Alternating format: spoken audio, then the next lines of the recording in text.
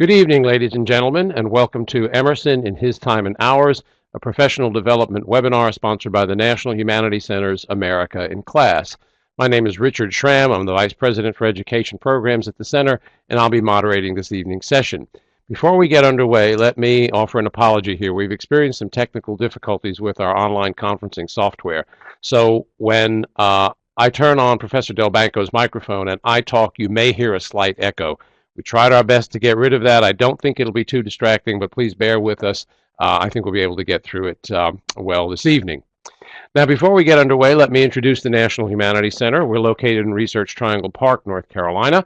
We are the nation's only independent institute for advanced study in all branches of the humanities. We bring fellows, scholars to the Humanities Center to research and write books and articles on topics in the humanities, but we're distinctive in that we offer a great deal of resources and programs for teachers, high school teachers of American history and literature. You can go to americainclass.org and gain access to all of the programs and resources we offer. Our spring webinars, you've discovered our fall webinars. This is the second to last webinar that we're doing. Next week will be our last one for the fall. But our spring webinar schedule is up, and I just want to show it to you. Please, people are registering for it now. Please check in. We're going to begin with a three-part series, War in Literature. On January 21st, we're going to look at Red Badge of Courage. The 28th, All Quiet on the Western Front. And February 4th, The Things They Carried. Then we move on to some key short stories by Hemingway, key short stories by Faulkner, Toni Morrison's The Bluest Eye, and then in partnership with Primary Source in Boston, Massachusetts, we're going to be looking at East Asia and the Cold War. Then we move into the 1960s in American memory, the 50s in American memory, religious freedom and religious intolerance in America, Edward Hopper, the American realist, and we're going to wrap up our seminar season for 2015-16 with a webinar on Jack Kerouac's On the Road. So as I said, those are available right now. You can register. Please go to our website and sign up. It's a strong schedule. We have lots of really fine seminars. As you see, we have a lot of literary seminars, so please tell your English teacher colleagues about our offerings. Now, one of the things we're offering in connection with this seminar is a lesson, Individualism in Ralph Waldo Emerson's Self-Reliance. It's one of our most popular lessons. It's gotten really strong reviews from teachers. I think it's a lot of fun for students because we pitch Ralph Waldo Emerson as a 21st century self-help guru. He is, of course, in his essays telling people, particularly in Self-Reliance, telling people how to live as individuals in a mass society. So he's offering advice. And in the 21st century, an advice guru is going to do what? Well, he's going to tweet. And given Emerson's aphoristic style, he would have been one of the world's greatest tweeters. So we ask students to contemplate Dr. Ralph's tweets, and we ask them at the end of the exercise whether or not they would sign up to follow Dr. Ralph. It's a great lesson, a lot of fun. I really urge you to take a look at it. I also urge you to take a look at our Pinterest board. There we feature our resources and resources from other websites. It's a rich resource for you, and I think it will provide you a great deal of material to enrich your teaching. Now, after our seminar this evening, please go to the Emerson website, and there you will find a recording of the program, a PowerPoint, and feel free to plunder the PowerPoint for your own classes. You will also find an evaluation, which we ask you to fill out and send back to us. And once we get that evaluation, we will send you a certificate of completion that you can submit to your local certifying authority to obtain whatever recertification credit your participation in the seminar warrants. Now, how do you participate? Well, Professor Del Banco will be lecturing, and he'll be stopping to make some comments, and he'll be stopping to ask questions. We hope you'll answer those questions.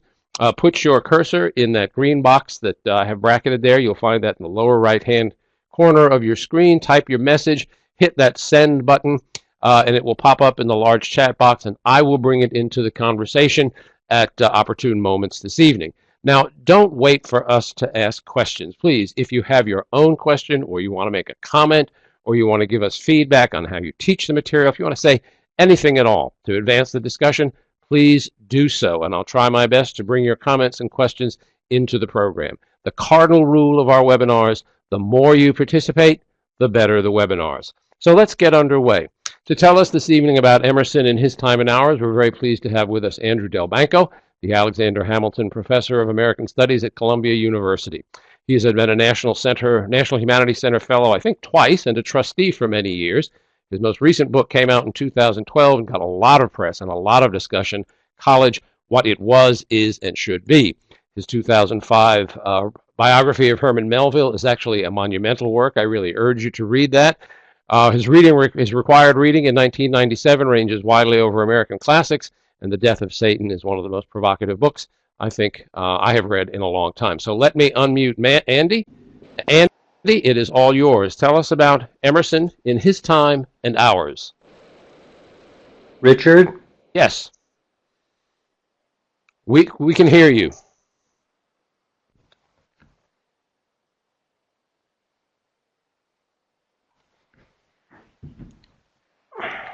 Ready to go? As I said, we had some technical problems.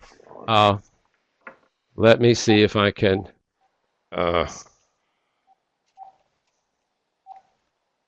Let me see if Andy can hear me. Wait a minute, I got a phone call. It's probably from Andy. Just 1 second. Andy. Richard, you're gone. I can't hear you. I can't understand. I mean, there was. Are you listening on headset or?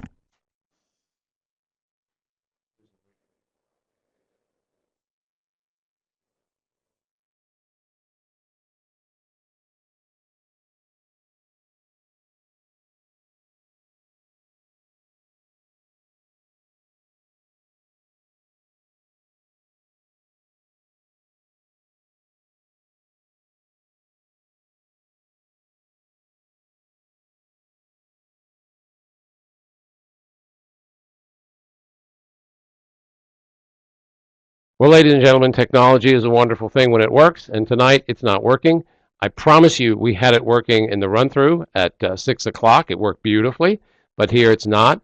Professor Del Banco is leaving the room right now, and he's going to come back in, and we'll hope that we can get everything working. I hope you all are hearing me. Seem to be. I haven't gotten any complaints. Judy Batten is asking for audio. My microphone seems to be working. Let me ask, is everybody hearing me out there? Send me. Yes, okay, good. Well, that's encouraging. Well, we'll get Andy, get his microphone fixed up, and great. Oh, it's in and out. Oh, okay. This technology has worked well for us for so long that I'm really surprised that it's failing us tonight, and I do apologize for this, but we'll see what we can do. Get this going again. So just bear with us. Let's see. If it proves that we simply cannot get the seminar going tonight, we will cancel it this evening and we'll postpone it. We had to do that once before through no fault of ours. The entire Adobe Connect system went down. Just a second. Let me answer my phone here.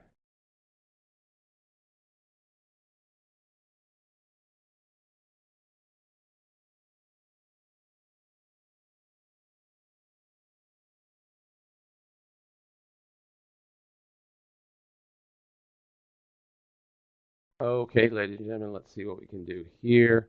All right, Andy, you're now a presenter. If you could turn on your microphone, go up to that icon, click it and turn it on. Let's see if that works. It should say connect audio.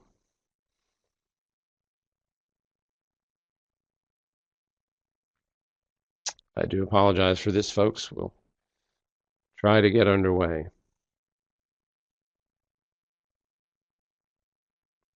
Okay.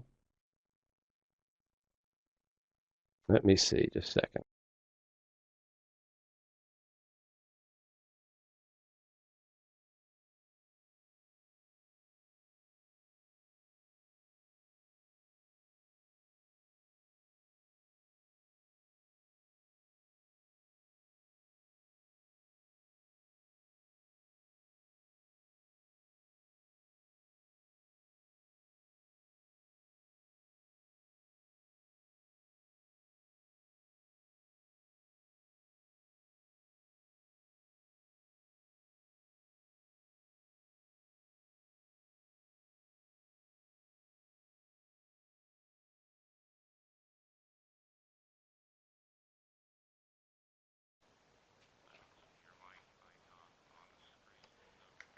Can,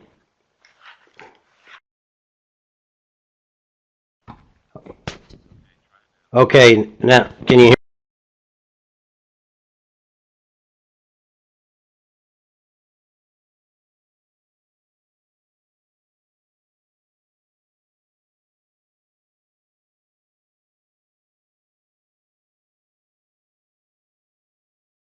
Okay, Andy, let's try it now.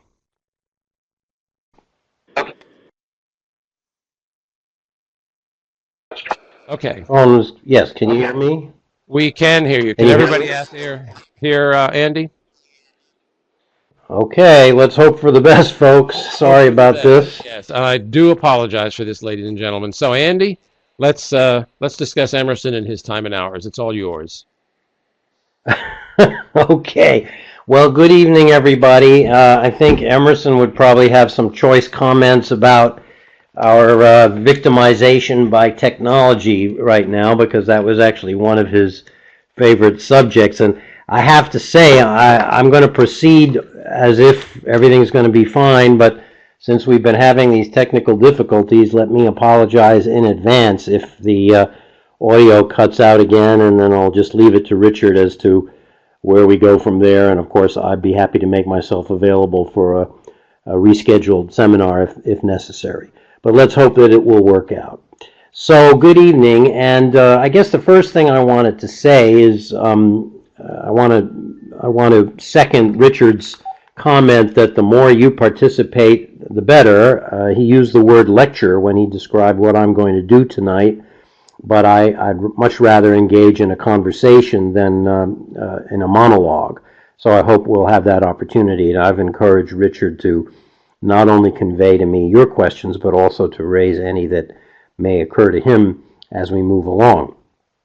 The second thing I want to say is that the title of the seminar was chosen by me deliberately, Emerson in His Time and Ours, because I guess I'm hoping to achieve two things tonight. One is to convey a little bit of a sense of who he was in his own time, what America was like in the 1830s, 40s, and 50s when he did his major work. But I also feel that the point of this seminar is to help you, and indeed me, because we're all teachers, to come up with ideas and approaches that would enable us to make Emerson come alive to our students, to make him matter to our students, to make him feel like something current rather than some antique that everybody has to answer questions about on some test. And that's easier said than done. In fact, I think some people might say that I sort of drew the short straw in my topic tonight, although the truth is I chose the topic. That is, Emerson is a hard writer to teach. He's hard to teach to college students, he's hard to teach to graduate students, and I imagine he's hard to teach to high school and middle school students, because there are many ways in which he seems to come from a world and a time very remote from our own. So I'm going to do my best to counteract that characteristic, and I hope we'll get somewhere with it. So I've put out a few framing questions here, which we will recur to as they come up naturally. One is, why did Emerson, who was an ordained minister in the Unitarian denomination of a Protestant church, resign from his ministry? What drove him to the decision that it was no longer appropriate for him, it no longer felt right to him, he no longer felt he could be honest with himself when he stood up in the meeting house in front of the congregation every Sunday, sometimes more often than that, and conducted the services that he was required to conduct in his capacity as a minister? There was something about organized religion in general, and maybe Unitarianism in particular, that began to weigh on him. And so one way to think about him is as someone who felt he had to move on to a new vocation, invent for himself a new way of conducting his life with respect to other people. So that's one question I think we should keep in mind. Second question, and everybody throws around the term transcendentalism. Emerson was a transcendentalist, as was Henry David Thoreau and some other less well-known figures of the time. So we might want to keep that in the back of our minds and try to put some flesh on those bones and come to a view of what it meant to be a transcendentalist. And then finally, which is really just to repeat what I said at the outset, what is the meaning or the significance or the legacy of Emerson for our own time? How can we make him matter now? And one sub-question within that larger question, I suppose, is whether his famous concept of self-reliance, which is again automatically associated with his name. When you mention Emerson's name, one person will say transcendentalism and the next person will say self-reliance, and that tends to be where things stop much of the time. So is this concept of self-reliance still meaningful and credible in American life? That's actually, I think, a pretty live question for all of us right now as we head into the political season, and we hear so much talk about how America is not what it used to be. One of the candidates, as you know, says he's going to make America great again.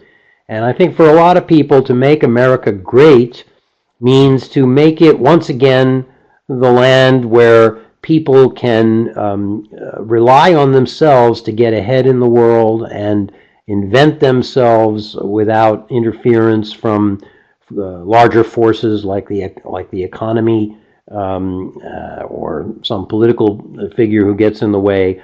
America has always been about the self, and it's a live question, I think. I imagine it's very much a live question for your students, whether America can still claim to be the country that Emerson sort of imagined it to be. So those are some of the broad questions that I wanted to put as a sort of context around our conversation. Now, moving on to the second slide, I hope it's working. I just clicked on it. Richard, are you able to see the second slide? Yep. We have Hemingway's quote. Okay, and I'm happy to say I can still hear you. So let me know if you can't hear me. We will. Okay, so the first quotation I put up on the slide, I think, is a provocative one and might help to establish the problem that we need to try to solve tonight. This is a famous comment that Ernest Hemingway made almost 100 years ago now, in which he's making some comments about American literature. And he says here, Emerson, Hawthorne, Whittier, and company. You know, these were the New England worthies of the early 19th century. The ones that, at least in Hemingway's day, young people were supposed to read in school, and a lot of people regarded as, the next best thing to having to eat castor oil. So he says, Emerson and company, all these men were gentlemen, or wished to be. Now, if you've read even just a little bit of Ernest Hemingway, I think you'd probably agree that for him, the word gentleman was not a compliment. It was kind of almost a dirty word. A gentleman was a prude, was a stuffed shirt, somebody who was embarrassed about the fact that he had a body and had desires, and was part of him had a relation to the nature of animals. This was, Hemingway was very eager that we get back in touch with our animal nature, and he's suggesting here that these writers were the opposite. They were about deracinating people. They were all very respectable, another word that Hemingway didn't much like. They did not use the words that people always have used in speech. Colloquial words, direct words, blunt words, even dirty words. Nor would you gather that they had bodies. And you can read Emerson from now until the cows come home, and it's all about ideas and the mind and the spirit. They had minds, yes. Nice, dry, clean minds. So this is pretty tough stuff, and it's not complimentary. It's not a very good recommendation for, I think, young people, especially the adolescent students whom you teach every day. Why should we be interested in this guy whom Hemingway describes in this way? Doesn't sound like somebody on whom it's worth expending a lot of time and energy. Now, as you can tell, I've been setting up a little bit of a straw man here. And the question at the bottom of the slide in red suggests that there's a problem with what Hemingway said.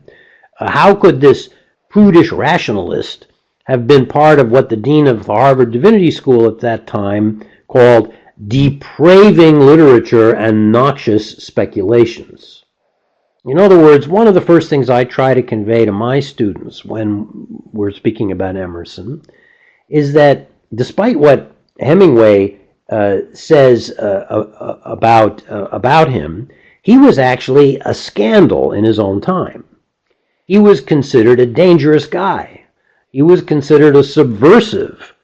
And one of the questions that we want to try to come to terms with tonight is, how could this be? I mean, how do we put Hemingway's Emerson together with this other Emerson? Maybe they don't go together at all. Andy, if I may interrupt for a moment, we have some comments here. Merrill says he's got a few thoughts about Hemingway. Perhaps you could share them with us. But Amelia writes, I know that this is about Emerson, but nor would you gather that they had bodies reminds me of the sections I teach from Thoreau's Resistance to Civil Government. So, yeah, I think Hemingway could have included Thoreau in that list of nice, respectable, dry gentlemen as well. Well, actually, I mean, Amelia makes a very good comment, and I'm not quite sure. That's the problem with the short chat messages. I wish Amelia were here. We could actually talk with each other. I'm not quite sure whether Amelia is saying that, yeah, Thoreau sounds like the same kind of writer that Hemingway is describing, or whether she's saying that Thoreau said the same sort of thing that Hemingway did, that Thoreau actually complained about people who were not in touch with their bodies. My own view is that the second statement is closer to the truth. Now, I see that Amelia is typing something, so okay. We'll see in a second. Well, let's move ahead. I'll bring that in, but we've got a little over an hour left, so let's move ahead. Okay. So on this slide, I made a selection from one of Emerson's journal entries, and I want to say that in reading this writer or any other writer, it's always important to ask, who's he writing for? And in this case, he's writing for himself. This is a private journal entry that he doesn't expect anybody else to be reading. And you get a very different kind of Emerson in this journal entry than you do from the sort of publicly oriented writings that Hemingway had in mind. Just listen to some of the things he says here. I hate preaching, whether it's in pulpits or teachers' meetings. Freedom boundless is what I wish. I will not pledge not to drink wine, not to drink ink, not to lie, and not to commit adultery, lest I hanker tomorrow to do these very things by reason of my having tied my hands. I don't like to speak to the Peace Society, if that means I have to restrain myself from so extreme a privilege as the use of the sword and bullet. Now, there's a lot to be said about this passage. I think he's not quite saying, hey, I'm going out to get drunk and commit adultery tonight. Who wants to come with me? I think he's saying, I'm not interested in making sorts of promises about what a good fellow I'm going to be, because I want to make my own choices from within myself, not from within some bounded set of rules and commandments and regulations that somebody else asks me to commit myself to. But either way, this doesn't sound a lot to me like the Emerson that Hemingway is describing. So my first point really is that there's another side to Emerson. Emerson could be outrageous. Emerson could be irreverent. And I think that's one of the ways in which it may be possible for you to put him in closer contact with your students. Because I don't know too many teenagers who don't have some feelings of irreverence and rebelliousness and impatience in them. And I think they can find in Emerson, if you present him to them in the right way, they can find a soulmate, surprisingly, at least surprising if you believe what Hemingway was saying. Andy, we have Amelia has clarified, and she clarified her statement, and she actually agrees with you. I like to teach that Thoreau was in touch with his body, but that he definitely considered the mind separate.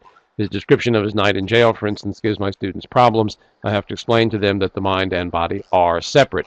She goes on, his body is trapped, but his mind is free, because his mind is clear of all wrongdoing.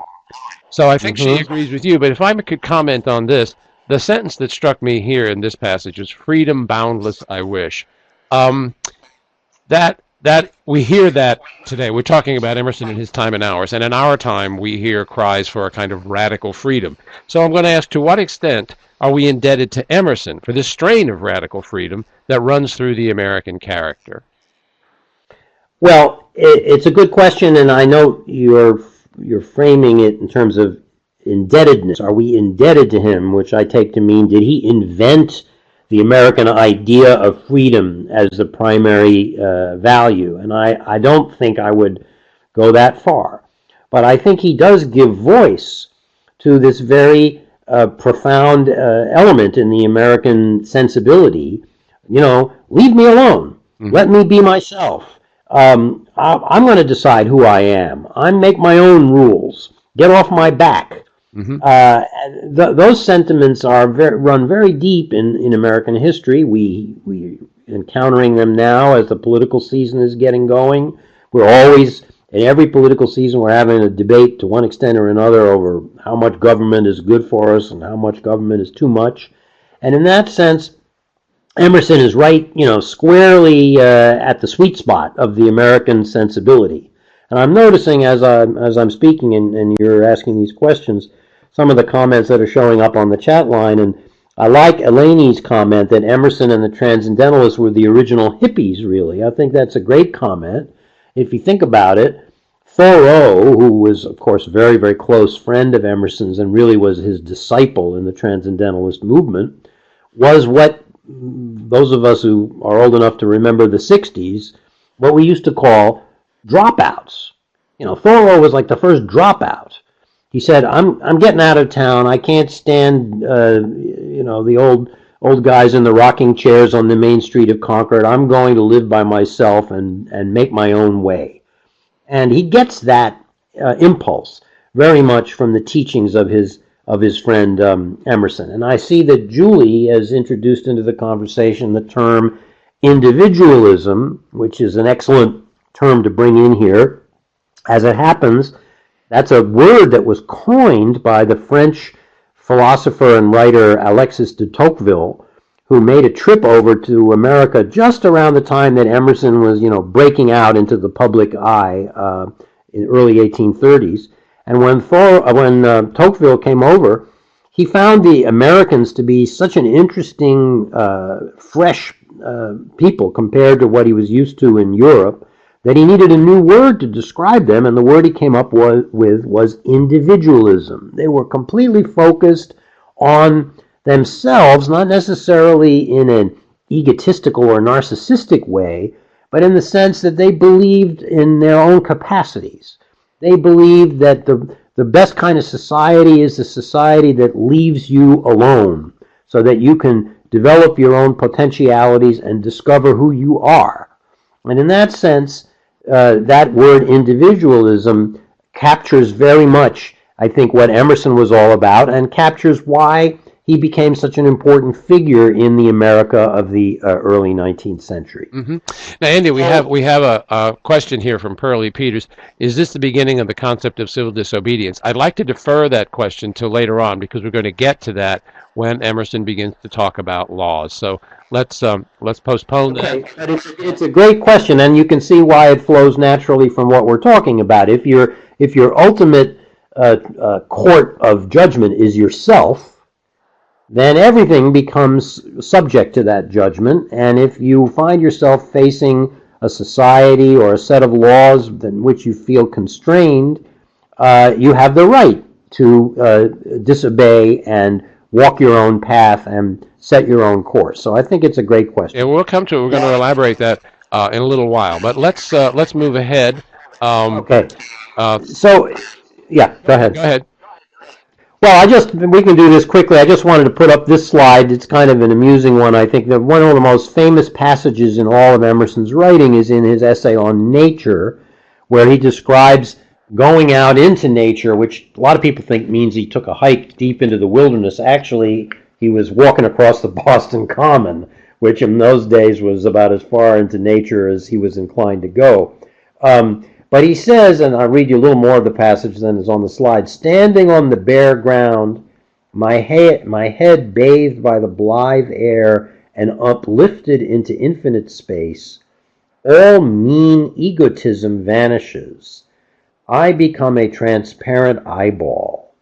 I am nothing. I see all. The currents of the universal being circulate through me. I am part or parcel of God. Now there's so much going on there. Just very quickly want to point out, here is Emerson, so often described as the inventor of individualism, as we were just saying, of self-reliance, and he's saying the biggest, most transformative, most transcendental experience that he ever had was one in which he becomes nothing.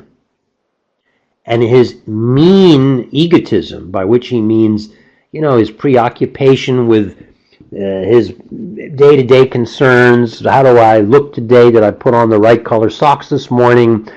Did my wife or girlfriend behave properly toward me? Am I getting the respect I want from my colleagues? All the questions that we worry about every day, all of that disappears. And he feels that he's become part of something much larger. And he feels that the boundary between him and nature, with a capital N, dissolves, disappears. It becomes transparent. That's the metaphor of the transparent eyeball. And the currents of universal being, which is one of those, he had many terms by which he basically meant what most people would call God. Sometimes he used the term the oversoul, or sometimes he just used the word nature, as I say, capitalized. Here he says universal being. The spirit of the universe, in other words. The energy of the universe that we all sense when we go out into nature, or when we are standing by or in the ocean and listening to the waves. He feels that he's not separate from that spirit. He feels that they are a part of him, and there's no boundary between him and the universe. And I see someone, Allison, is asking, did he have any contact with Buddhist texts? The answer is yes.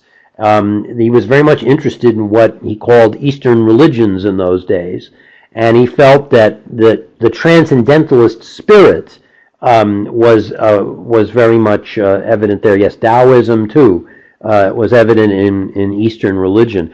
The cartoon that's on this slide was just, a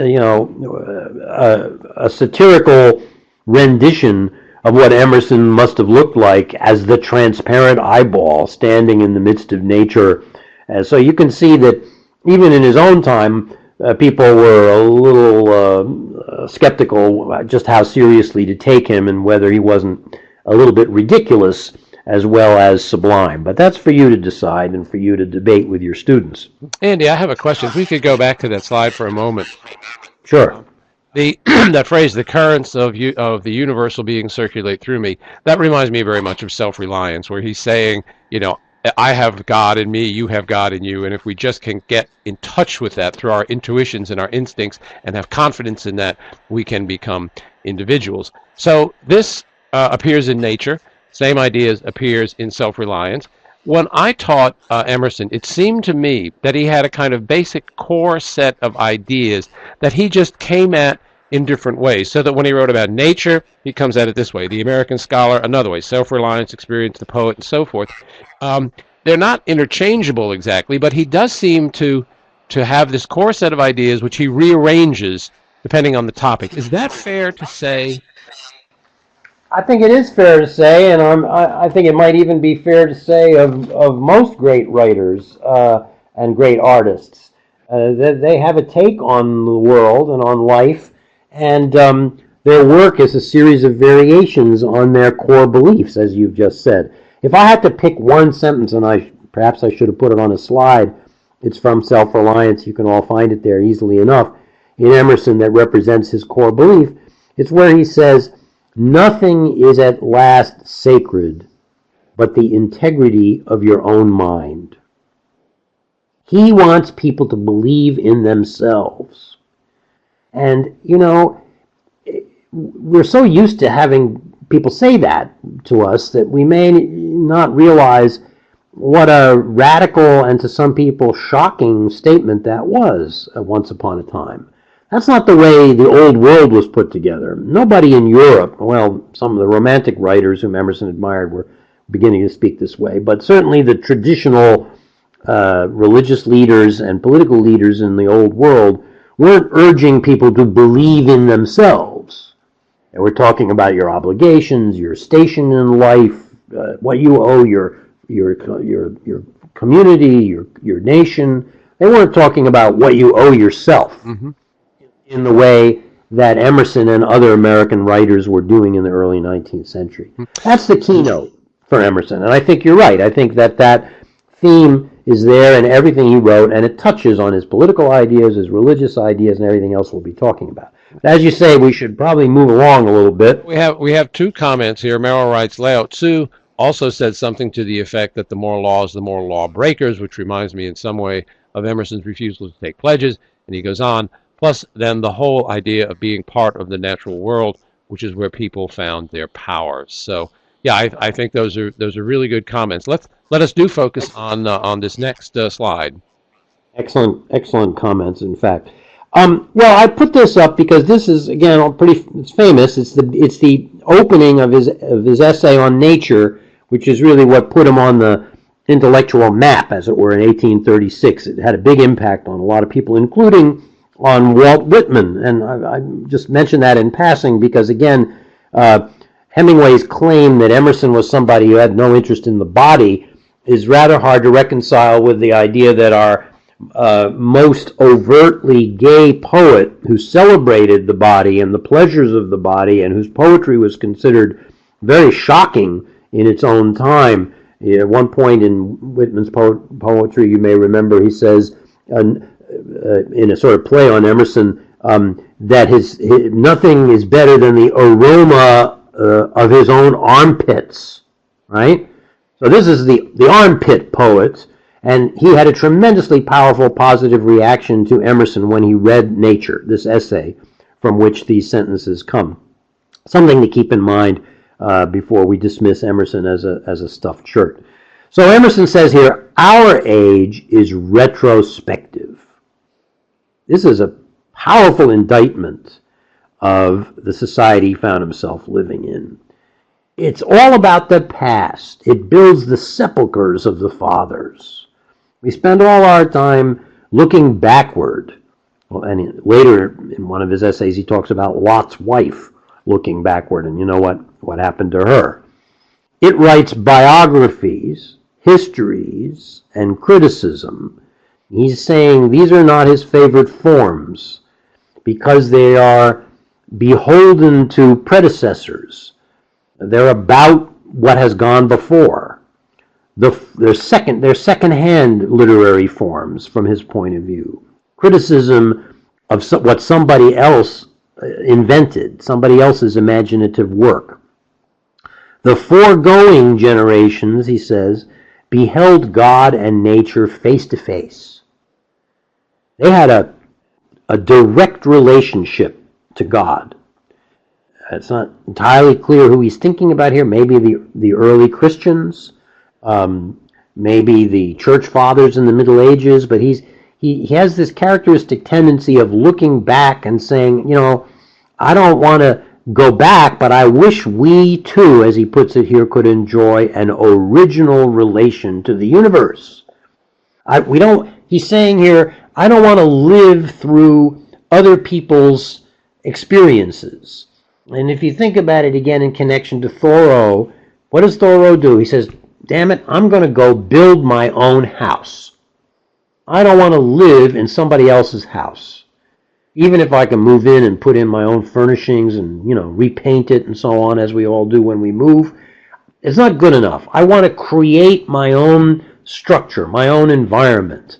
And actually, this value of transcendentalism, which we see in Emerson and Thoreau, runs very strongly through traditions of American architecture. Some of you may be interested in the architecture of Frank Lloyd Wright, for instance, who built houses that he wanted to build houses that felt like they were part of nature, and that you could be in the house and feel unseparated from your natural environment. And he looked back at Emerson and Thoreau for his inspiration.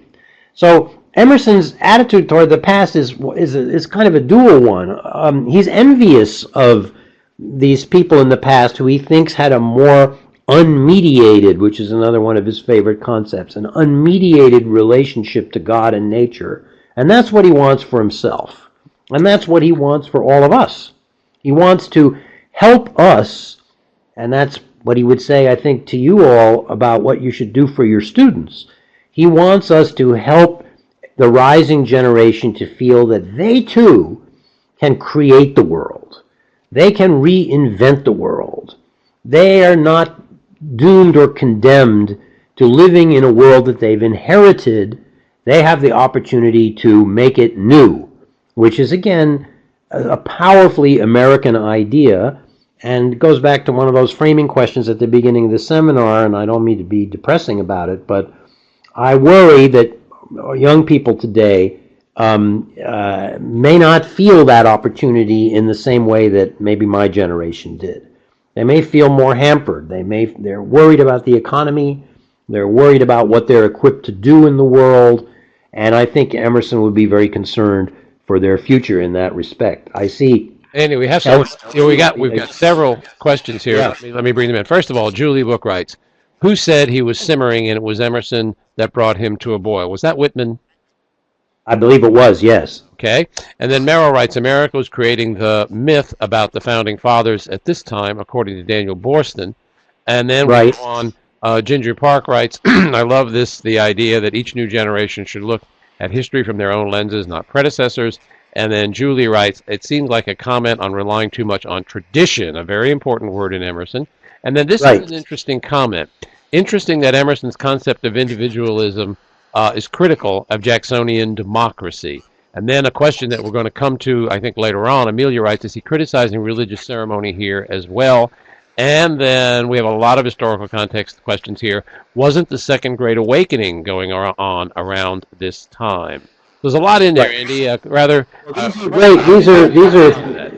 These are fabulous. These are fabulous comments, and the general answer to all of them is yes. That is, Emerson was indeed uncomfortable with religious ceremony, and that goes back to my original question: why did he leave the ministry? He left the ministry because he felt it was, as he puts it here, he was in the business of building the sepulchres of the fathers. He was in the business of going through the motions that somebody else had described for him. Here's the hymn book, sing these notes. Here's the sacrament. Administer the sacrament in the same way that we've been doing it for almost 2,000 years, please. That's your job. And he felt that he was trammeled by those requirements, that he was too constrained and confined by those requirements, and was not thereby able to make contact with the spirit that was behind the Christian religion originally, one of his most important words. So Merrill's point about the Second Great Awakening, yes, Emerson was not a revivalist in a conventional sense, but he was in the revival business. He was a revival worker in his own way. He was trying to wake up the soul. In fact, somewhere in his journal, he says that that's what every teacher has to do, is to wake up the soul of the student and get it out of bed, get it out into the world so that it becomes alive to the world. So I think all of these questions are really excellent and suggest to me that you're all good Emersonians and you don't really need the seminar. Well, Andy, let me, if I could interject here, that question about Jacksonian democracy. Now, Emerson wasn't really thrilled about the rise of Jacksonian democracy. Those were the mass of men, right? And he was trying to elevate people beyond that mass. He was very suspicious about the the rise of the common folk symbolized by Jacksonian democracy. Is that right? That is right, and like every great writer, he was complicated and in some ways contradictory. So that what bothered him about Jacksonian democracy was what he regarded as the vulgarity, and what we might call the materialism, the grasping, competitive desire to acquire more things, and the lack of reflection, the lack of self-awareness. Now, frankly, I think all of that is kind of a caricature of what Jacksonian democracy was about, and has something to do with Emerson's upbringing in Boston and his sense of refinement. But yes, it is true that he was a critic of Jacksonian democracy, even though maybe we could persuade him that he shouldn't have been. Right. And Ginger Park writes here, I also think that he was a self-thinker. Yes, very much so. And religion in and of itself is about not thinking, but following tradition and liturgy, not questioning. And we're going to see that in just a moment as we talk about this slide and the next one. Right. Okay, Right. so Well, it's a valuable statement. I think, religion, we probably want to be a little bit careful about making sweeping generalizations about religion because, of course, as we know, within Christianity for many centuries, people were fighting each other, sometimes rhetorically and verbally, but also sometimes physically, over who was the real Christian. And I think there would be those who would say that the whole Protestant Reformation arose out of a sense that the tradition of Christianity had become ossified, it had become calcified and set in its ways, and the spirit of the church was no longer available to the individual worshiper. Protestantism, after all, and Emerson was a Protestant, he was a Protestant minister until 1832. Protestantism at its core is about trying to get the institution out of the way, to clear the institution away so that the individual worshiper can have a direct, unmediated, again, Emerson's favorite word, or one of them, unmediated relationship to God. And you might say that Emerson was a Protestant who found Protestantism itself had betrayed itself. That when he was going through the motion administering the Lord's Supper every Sunday, he felt this is not really what the early church was all about. The early church was about trying to come into direct contact with the truths of God, and we become institutional traditionalists, and I got to get out of here, which is a long-winded way of elaborating what he says here. Historical Christianity has fallen into the error that corrupts all attempts to communicate religion. What he's thinking about here is, you're preaching to the congregation and explaining, well, we know that Jesus was divine and inspired because we have evidence in the history books, mainly in the Bible, that he did this and he did that, he walked on water and he cured the lame and the sick, and therefore we should take seriously his teachings. Emerson would say, this kind of external evidence, which was coming under scrutiny at that time, and skepticism was rising about how reliable the biblical narratives really were, that's not the real essence of Christianity. The real essence of Christianity are the fundamental teachings of Christ, and we have to find a way to get back to feel the truth of them, to feel the immediacy of them, the urgency of them, why they matter in our own lives. Not, did we put the money in the collection plate last week and have we behaved ourselves as good Christians. So he really became fed up with historical Christianity, as he calls it, in all its forms, and I think you can see why he felt it necessary to leave the church. Now, in this next passage, and in the interest of time, I won't read the whole thing, but I urge you to spend some time with it yourself. Here he is describing how he feels when he's in the meeting house listening to a preacher droning on about, chapter this and verse that, and we know what Paul wrote to the Ephesians, and we know what Christ said to his disciples, and so on. And Emerson finds his mind wandering, and he finds himself looking where, not at the minister, but out the window, where a snowstorm was falling around us. The snowstorm was real. The preacher merely spectral. And the eye felt the sad contrast in looking at him and then out the window behind him into the beautiful meteor of the snow. That's where God is to Emerson, in the snowstorm, not in the voice of this learned bookworm who is droning on from the pulpit. And then he gets really tough on this poor guy. He had lived in vain. He had no one word intimating that he had laughed or wept, was married or in love, had been commended or cheated or chagrined. If he had ever lived and acted, we were none the wiser for it. The capital secret of his profession, namely, to convert life into truth, he had not learned. And I was saying to Richard when I spoke with him the other day about these passages, this is a passage that I think is really important to every one of us who makes a living as a teacher. He's saying here, you cannot be an effective, in this case, preacher, which is a form of teaching. You cannot be an effective preacher or teacher if you don't put your whole soul into what you're teaching. If you're just going through the motions, following the chapters in the book, the students are going to know that you don't care. The students are going to know that your mind is somewhere else, and they're not going to be seized by the spirit of learning. So this is a challenging passage, I think, to all of us who teach. He's not saying, I think, go to class and share with your students your private anxieties and your domestic life and tell them whom you love and whom you don't love and so on. That's not their business.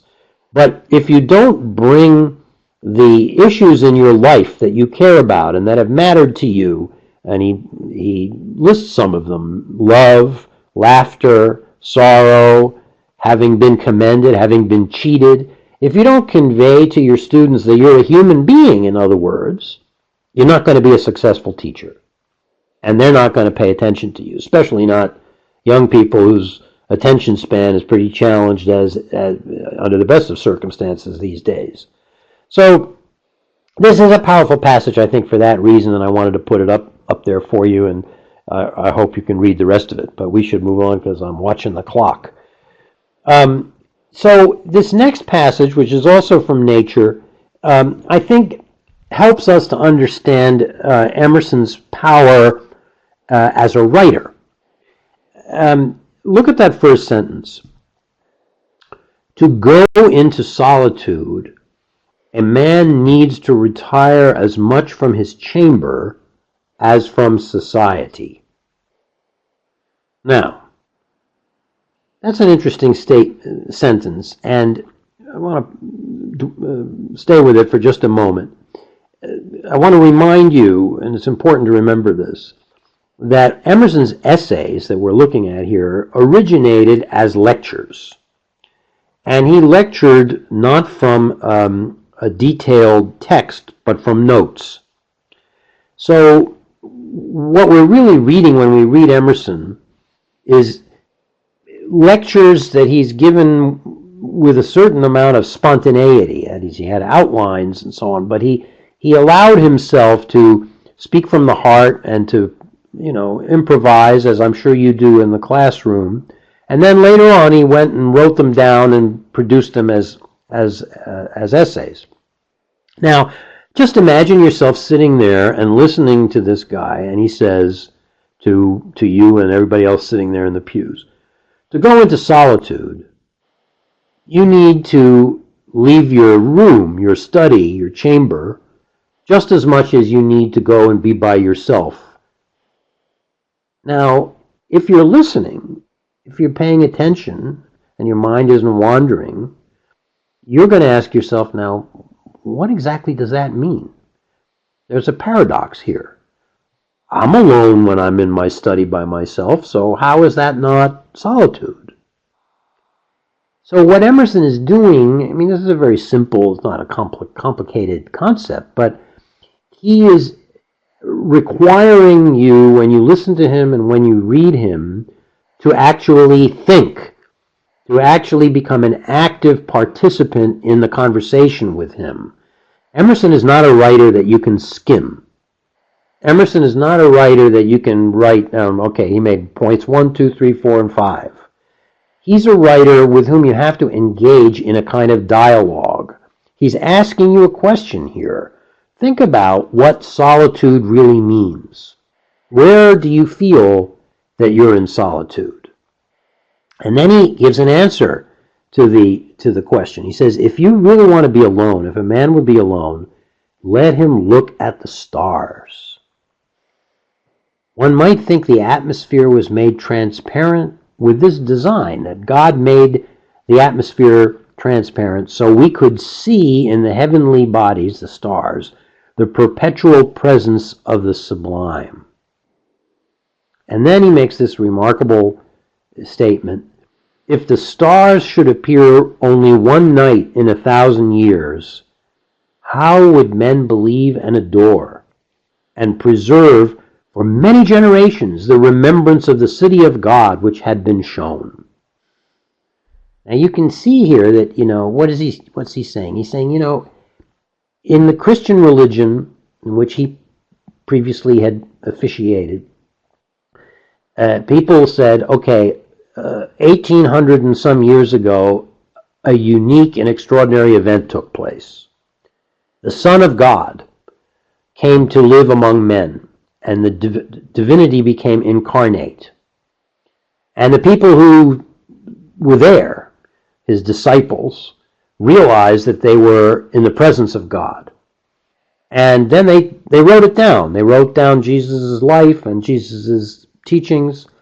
And now for 1800 years, 18 centuries, we've been passing down his teaching.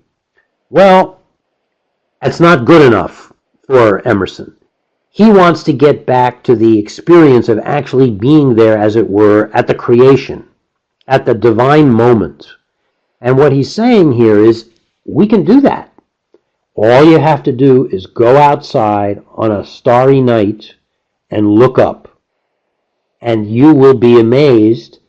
And if those stars only came out once every 1,000 years, the way apparently, according to Christians, God sent his Son to Earth only once 2,000 years ago, people would never stop talking about it. But the problem is that we become jaded. We become used to it. Most of the time we walk around outside and we don't even look up. I was saying to Richard that when I teach this text to my students, I can't help but remember, I get a little personal about it, which I don't think Emerson would mind. I can't help but remember when my daughter was about 2.5, maybe 3 years old. We got a little house upstate, about 2 hours north of New York City. And we arrived up there one night when it was already dark. And I carried her out of the car, and I noticed that she was staring up at the sky with a look of complete wonder and amazement on her face. And it suddenly occurred to me, because we lived in New York City where the lights are very strong and you really can't see the stars, that she had never seen them before. Or at least not in her conscious life, she had never seen them before. So she had this big experience of amazement at the sky, and that, to my mind, is the experience that Emerson wants to get back for himself and for everybody that he's talking to and writing for. And he would say that that's the experience that we all want to try to ignite in our students, that they should lose the jadedness, lose the ho-hum, I've seen it all before, I'm tired of it, it's routine, and get back that sense of the miraculous, that sense of amazement, which is the core of religion. And in that sense, Emerson had great respect for religion. He just didn't think that any historical religion, as he puts it, could keep that spirit alive in the same way that nature can keep it alive. And that's the sense in which he became a transcendentalist. So I think this is one of the most beautiful passages in Emerson's writing, and I urge you to show it to your students and ask them their reaction. It's also, by the way, why Emerson, like many of the other Romantic writers, was so fascinated by childhood. He, in a way, what he wanted more than anything was to help people become more like children, in the sense that I've been trying to describe here, to get back that sense of wonder that we all know that children have. It's why children are so delightful, and why as they start to get older, they become self-conscious, and they start to worry about what people think of them, and what they look like, and what's going on, and what's cool. And I mean, I suspect you all know what I'm talking about in terms of your students. It's sort of sad to see that process. It happens to all of us. And Emerson is about trying to get back before that process happens. Andy, we have some comments here that I want to bring in. Amelia writes, when I teach this excerpt, we talk about being alone with your thoughts, and that you cannot be alone when you read because you are with someone else's thoughts, a very Emersonian statement. Merrill writes, we don't appreciate the stars because we expect them, but the fact that they are there every night makes them no less wondrous. I want to elaborate on that for a moment, but let's pick up another point Pearlie makes. But is Emerson's philosophy really applicable to us in this age of technology? How much solitude can one obtain to retire from his chamber in society?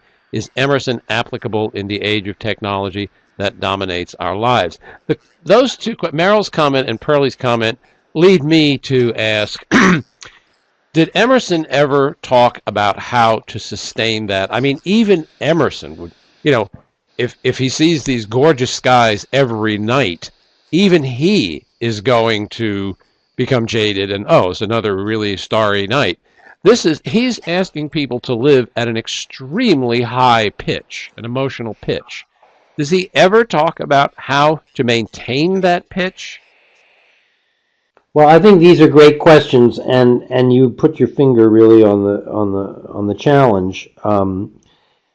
He wrote a great essay called "Experience," in which he really talks quite explicitly about how hard it is to sustain the high pitch of intensity that I've been talking about. Frankly, my own view of that is that it was through his writing and his lecturing that he tried to sustain it for himself. And those of you who are teachers, I mean, we're all teachers in one way or another, I think, that you can't teach a good class if you go in, without a sense of excitement. Even if you've taught the material 1,000 times before, you have to find some way to get yourself revved up. Otherwise, it's going to fall completely flat for your students. It's the same thing for, a great musician. I mean, all those incredible musicians who perform every night on Broadway the same show. If they don't get themselves into it as if it's the first time they've ever done it, you can tell. You can tell if they're just, phoning it in, as we would say today. So Richard is exactly right that Emerson is setting a tremendously high bar that no human being can ever reach consistently, but the aspiration is what he's after, and I think it's very directly connected to Thoreau, but I won't go there for the reasons of time. Let me just say, I think, was it Pearlie, or apologize if it was somebody else who raised the technology question. Yeah, it was Pearlie. I think that's a very apt question as well here, and I understand the point of the question. Is this all lost to us now that we live in a world of gadgetry and smartphones and all the rest of it? I think, if I may make a suggestion, I think your students, as much as they love those gadgets that they've got and they're wired up 24/7, I bet that at least some of them have a feeling inside themselves that they are being victimized by this technology, that that their freedom is being curtailed by all this technology. These machines, when they first came into use, everybody told us how much time they were going to save us, right? They were going to liberate us to do the things that we really wanted to do, because everything would be so much easier. We wouldn't have to go find a phone booth. We just pull this thing out of the pocket when we needed to make a phone call. We wouldn't have to write a letter and put a stamp on it and take it to the post office. We just send an email, etc., etc. Well, we all know that it had exactly the opposite effect, that it eats up our time, that it consumes us. It fills up all our waking hours and sometimes our sleeping hours too, right? Emerson would have anticipated that.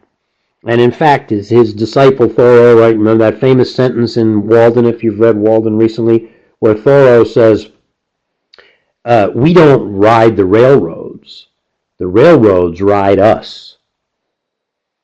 But he's saying right there, 175 years ago, the technology takes us over, not the other way around. It's the old science fiction nightmare, 2001, of the computer. The human beings think they're running the computer, but in fact the computer takes over and runs us. And so I think actually Emerson and Thoreau are very relevant to our lives in the technological society. And your students may be resistant, but I think that they will grudgingly understand what you mean if you point this out to them. And I think I think Emerson is very pertinent in this regard. He hated, Thoreau and Emerson. They hated routine. They wanted everybody to break out of the routine as much as possible. I said I would try to place him a little bit in his own time. It's worth remembering that the first commuter railroad started running between Concord and Boston in the 1840s, I think it was. So the middle class life, the man in the gray flannel suit, the conformist life that we take for granted as a feature of modern life, is really beginning to come into existence in these years. And Emerson and Thoreau are pushing against it. They're trying to save people from it. And I think your students would be able to relate to that. Yeah, I think that might be a pretty good way to teach Emerson and Thoreau. They're offering advice to people on how to live in this society that is becoming a mass society that is emphasizing the routine, that has all sorts of forces that intervene between people and the experience of nature. Let me put in a plug for our Emerson lesson. That's the approach we take in our lesson on self-reliance. So again, take a look at that. Andy, shall we move ahead? We've got to focus here on Dwight MacDonald. Yeah, well, we're sort of making a turn here now, and we're going to have to move quickly because of time. But I didn't want to leave the impression that Emerson was this airy, rarefied philosopher who was talking about these eternal human problems, which he indeed was, but that that he had no connection with what was going on in the actual society of his time. And so I wanted to introduce this topic with this quotation from a 20th century writer, Dwight MacDonald, nothing to do with Emerson, but the sentiment, I think, is relevant to what we're talking about. Where MacDonald was a very blunt writer, said, "It's a terrible fact that few people have the imagination or moral sensitivity to get excited about actions which they don't participate in themselves, and hence about which they feel no personal responsibility." Now, we could take this in a lot of different... Before I came on the seminar tonight, I was watching the evening news, and there's this horrifying story about a suicide bomb in Lebanon that killed about 45 people. And there it is on the TV screen in the living room in a way that people in the 19th century couldn't have imagined. But how many of us really feel connected to what's going on there? We don't. We felt connected, those of us in New York, on 9/11 because we could hear it and smell it, and some people I know lost loved ones in that event. then it became something real. But when it's far away and has something to do with somebody else, as MacDonald says, not very many people get very excited about what's going on when it's not connected directly to themselves. Now, how is this relevant to Emerson? Of course, I'm sure some of you are already thinking this. This is the period when the crisis over slavery is beginning to move toward a culmination in the United States.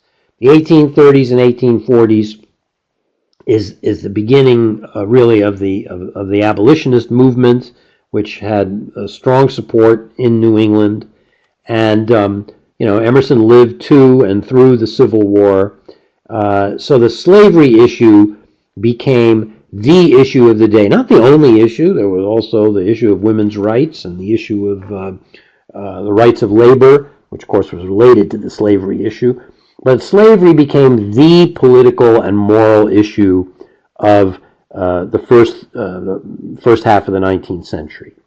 Now, the truth is, and I wanted to put this slide in because I think there's always a risk in any of these seminars about a major writer. There's a risk of becoming hagiographical and presenting the writer as if he's, a perfect person with a great sympathetic imagination and no defects and no limitations.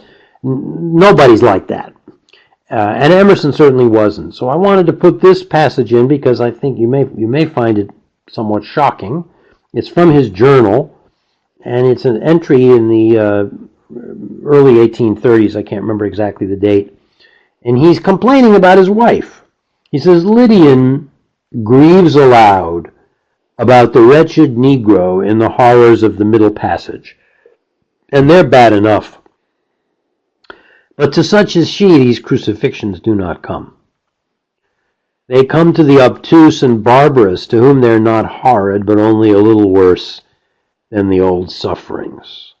This is a very shocking passage, isn't it? They exchange a cannibal war for a stinking hold. They have gratifications which would be none to Lydian. So Emerson, again, in the privacy of his journal, is saying here basically, listen, I'm tired of hearing my wife whining and grieving about what's happening to those black people who are dragged across the ocean on slave ships. Well, yeah, it's bad, but she doesn't have to worry about it. These things are not going to happen to her. And the people to whom they do happen, well, it's bad, but actually it's only a little worse than what they had before. They were likely to die in a war with cannibals, and they were probably cannibals themselves, and instead they've been put on board these slave ships. Now, this is about as bad as it gets. It's filled with racist condescension. He's condescending toward his wife. He seems to be complaining about her in that last sentence, that, well, she's not really a person of much bodily energy anyway. They have gratifications which would be none to Lydian. So yes, as I see Eleni typing, typical racist and sexist assumptions. Absolutely. And I put the slide up here for a number of reasons. One, as I say, to make sure that we don't let Emerson off the hook and pretend that he was perfect about everything. Also, to remind us all that racism was as virulent in the North, in New England in particular, as it was in the South, and in some ways perhaps more so, where the black population of Concord, where Thoreau lived, and he became a strong anti-slavery man, was less than 1%. So they didn't have any contact with African Americans, and they had all kinds of depraved ideas about them. So I just, I wanted to put this there. Now, the point, though, is that Emerson was capable of change. He was capable of development. And in fact, his whole philosophy, which goes to Richard's earlier point about sustaining the intensity, was that a human life is never finished. It's not about yesterday, it's about reaching for tomorrow. It's about opening the mind to new ideas and new experiences and allowing oneself to grow out of the old assumptions and the old prejudices and the old falsehoods. So here we have in Emerson, we're jumping forward to 1860, who is taking a very different attitude toward the question of relations between the races than he did 25 years earlier in that journal entry. And he says to his reader, well, you've just dined, and however scrupulously the slaughterhouse is concealed in the graceful distance of miles, there is complicity. Don't think that because you're sitting in a nicely appointed, elegant dining room in a club somewhere on Beacon Hill, and they've prepared the fish or the fowl or the meat nicely and put it on your plate. Let's not forget that it came from the slaughterhouse, no matter how far away you are. There's complicity. And this is a point, I think, again, that could be made very pertinent to your students. We don't like to know where the things that we take for granted in our lives come from, do we? We don't really want to think too much about where all those packages in the supermarket come from. We don't want to know about the child laborers who are making the sweatshirts and sneakers that we're buying at the local discount store. We don't want to think about them. We want to pretend that they're so far away that we have nothing to do with them. And in much the same way, I see the question, did the abolitionist movement have any effect on Emerson? The answer is certainly it did, because Emerson began to wake up to his own complicity in the reality of slavery. That is, there weren't any slaves in Boston or Concord. As I mentioned a moment ago, there were hardly any black people. But the Boston banks were up to their eyeballs in financing the cotton business. So, anybody who had a mortgage, anybody who had a bank loan was profiting from the slave trade. Anybody who was wearing a garment made out of cotton, which means just about everybody, right, was benefiting from the labor, the unpaid, unrequited labor of an unfree person in the South or in the Caribbean or wherever. And Emerson begins to wake up to this reality, and in this single sentence goes to the core of this truth. There's complicity, expensive races.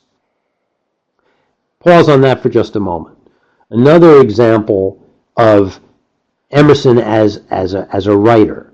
What does he mean by expensive races? Does he mean that it costs a lot of money to become a member of a certain race?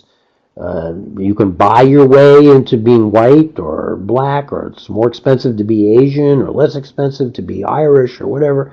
I don't think so. I think what he wants is for his reader to think about that word, expensive, and then he defines it in the last phrase of the passage: race living at the expense of race.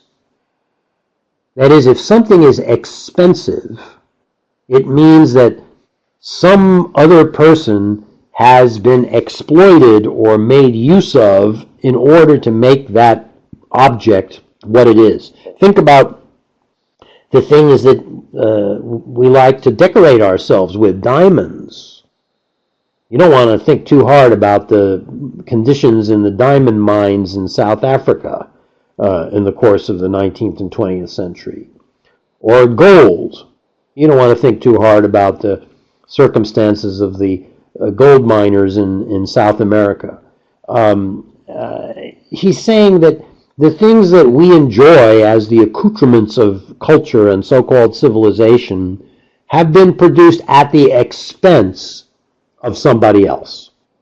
They may be far away, they may be invisible, but we can see them if we want to.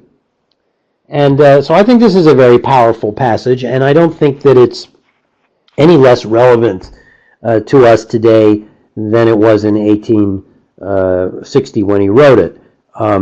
Because the truth of it, I'm afraid, is transcends the moment at which he wrote it.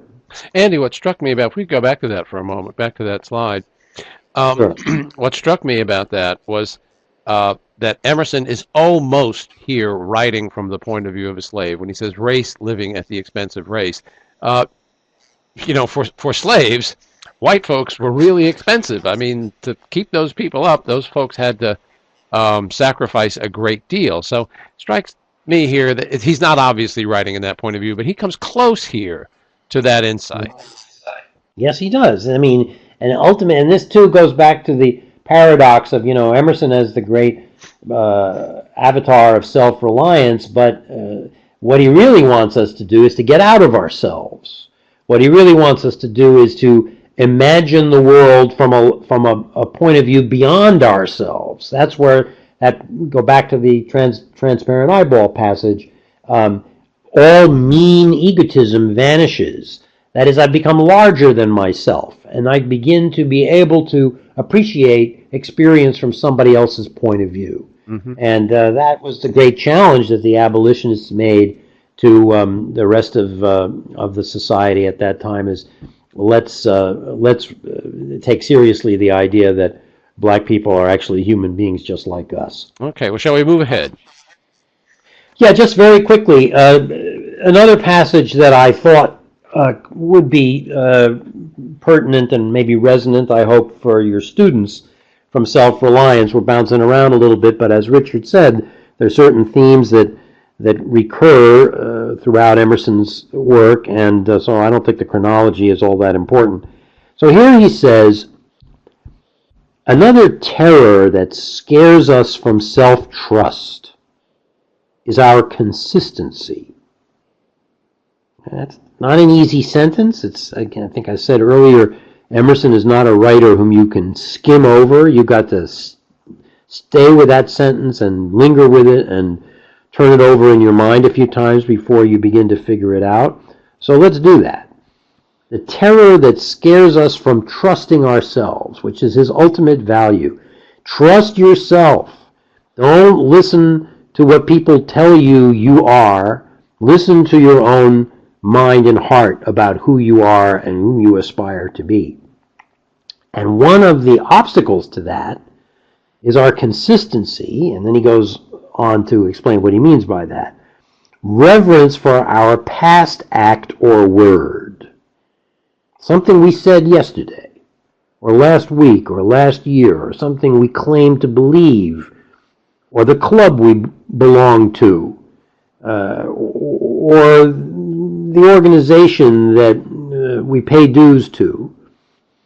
If we think of ourselves in terms of our associations in that way, our association in particular with our past self, we're limiting ourselves. We all know that you get up in the morning and you're not the same person that you were yesterday. Sometimes you feel very different from the way you were yesterday. And Emerson wants you to allow yourself to feel that way and not to feel imprisoned by who you were in the past, or more particularly, by what others think of you. That is, the eyes of others have no other data for computing our orbit than our past acts.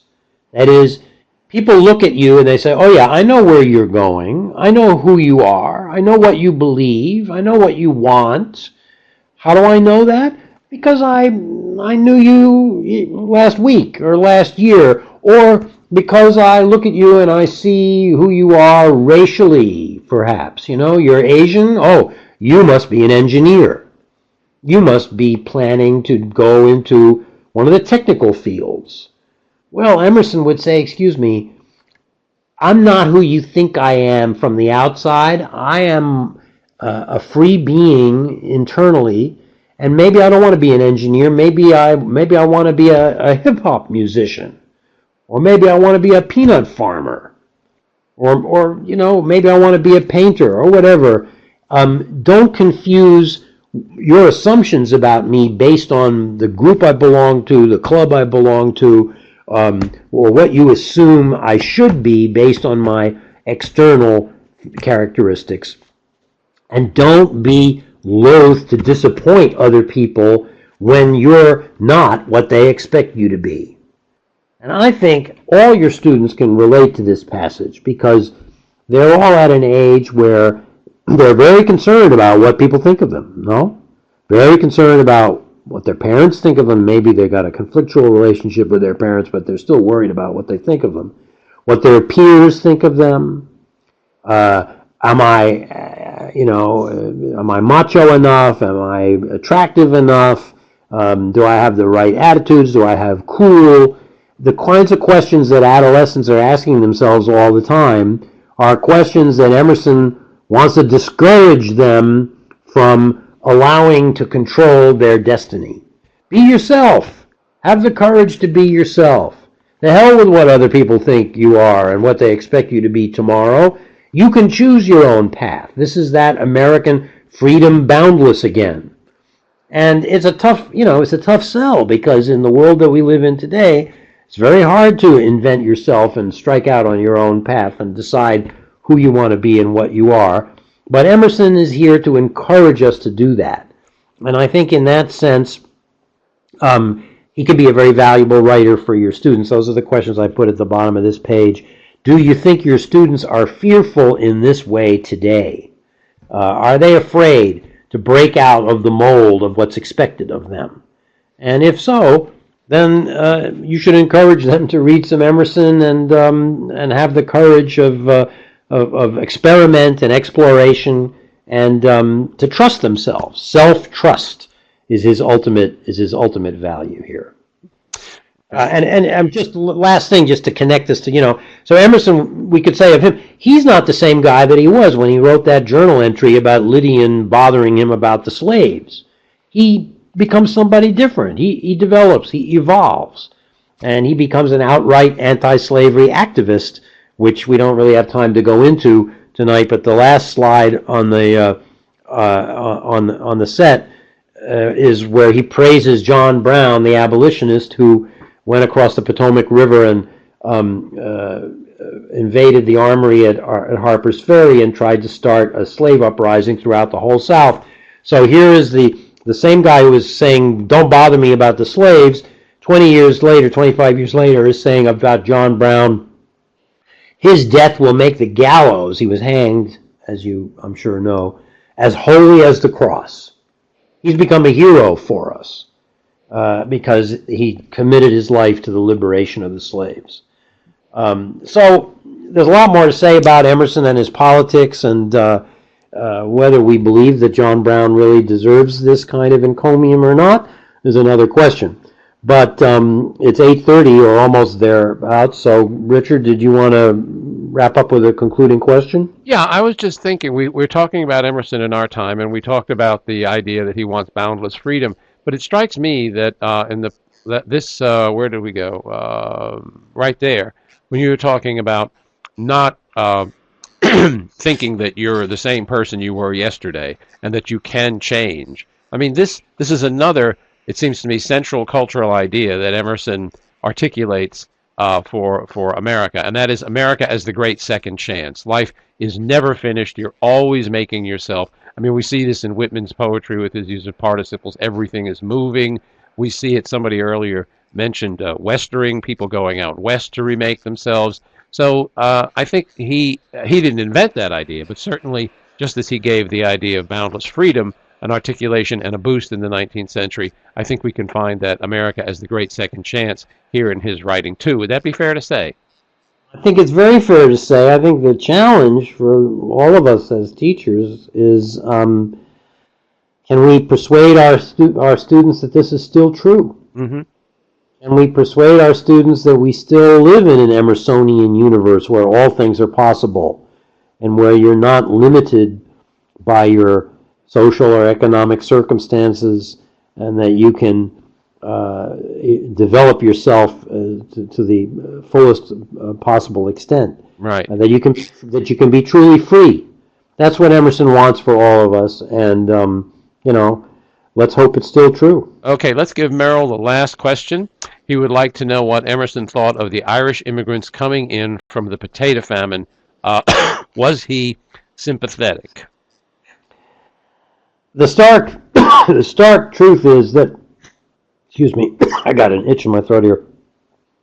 Both Emerson and Thoreau said some pretty ugly things about the Irish immigrants, and there again, hagiography is not what's required here. You know, they had their limitations, and I've actually pointed out in some of my own writing that the New England philosophers generally became much more sympathetic and interested in the plight of African American slaves who lived far away from them than they did in the Irish immigrants who were moving into their own backyard. Mm-hmm. So that required some re-education on their part, I would say. Yeah, there's a passage in one of his essays, I can't remember which one, in which he really just denounces deckhands and